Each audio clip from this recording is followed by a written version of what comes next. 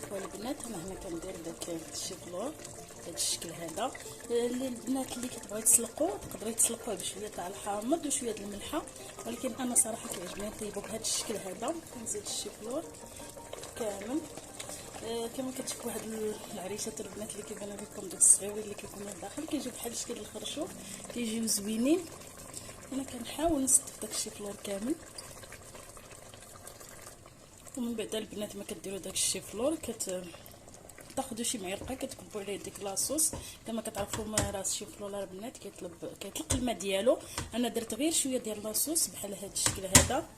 وفي هذه المرحله البنات انا غادي نزيد مطيشه. كما كتعرفوا ان الشيفلور كيجي زوين مطيشه. انا درت واحد المطيشه صغيره شحرتو فيها، ودابا كنزيد واحد المطيشه اخرى كنقطعها غير بهذا الشكل هذا.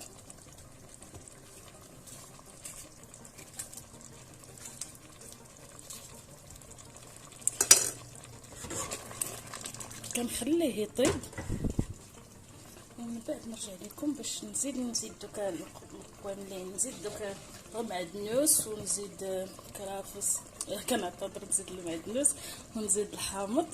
وفي الاخير البنات كنزيد واحد شويه ديال الزيت البلديه والكمون. هادو غادي نزيدهم في المرحله الاخرانيه من بعد ما كيطيب ليا داك الشيفلور.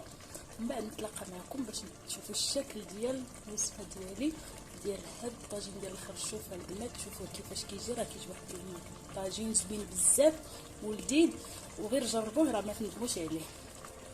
كنتمنى الطريقه ديالي تعجبكم.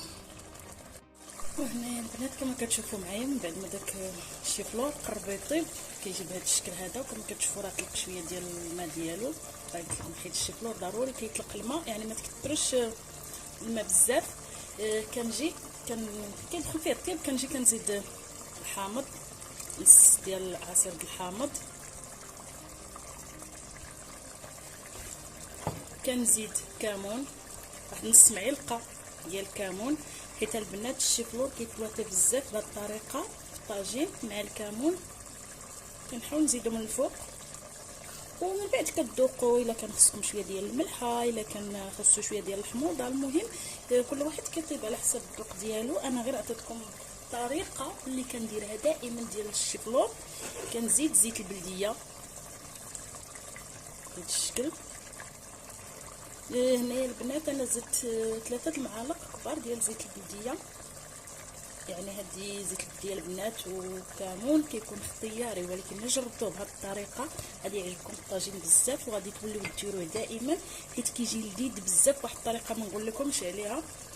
وكنزيد المعدنوس كما كنقولوا للتزيين. كنزيدوا المعدنوس بهذا الشكل هذا. هانتوما انا غادي نخلي هاد الوصفه ديالي بحال هاد الشكل هذا، غادي نخليها لمده ديال 3 حتى 4 ديال الدقائق على قد ما كيكونوا دوك العناصر اندمجوا. ومن بعد نرجعوا باش تشوفوا الشكل النهائي ديال الطاجين ديال اليوم كيفاش كيجي.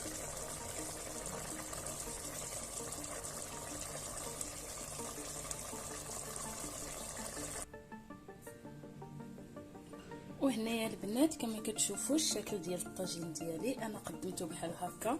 وواحد الحاجه البنات انا نسيت ما قلتهاش لكم، اللي كيبغي الحامض مصير يقدر يزيدوه في الاخر كاع هكا كتزين. اللي ما كيبغيش يخليه غير بهذا الشكل هذا. يعني كما كتعرفوا فيه مطيشه وفيه حامض خضر، يعني كيجي داك الطاجين ديالكم لذيذ بزاف. وهنايا كما كيقول واحد الشيف كيقول لك العياقه غنزيد شويه ديال المعدنوس بحال هكا من الفوق باش كيعطي واحد الشكل زوين. هذا للتزيين البنات اللي كيبغي معدنوس. انا كما كتعرفوا بزاف كنخدم بمعدنوس، داكشي علاش كيعجبني دائما نزيدو. كما كتشوفوا معايا هنايا وصلنا للنهايه ديال الفيديو. كنقول لكم شكرا بزاف على المشاركه ديالكم في القناه، وشهيه طيبه، والى فيديو جاي ان شاء الله. يا سلام.